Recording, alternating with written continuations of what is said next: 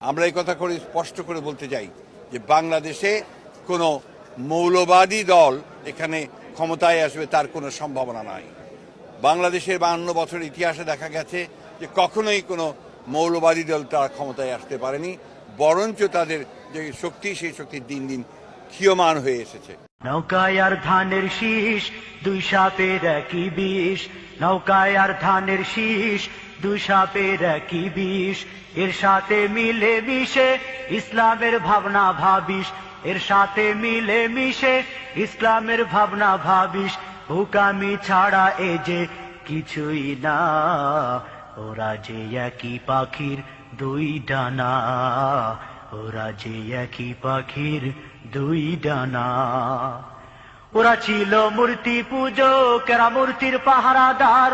ওরা ছিল দুর্নীতিবাজ, এরা খুনের সরদার। ওরা ছিল মূর্তি পূজক, এরা মূর্তির পাহারাদার। ওরা ছিল দুর্নীতিবাজ, এরা খুনের সরদার।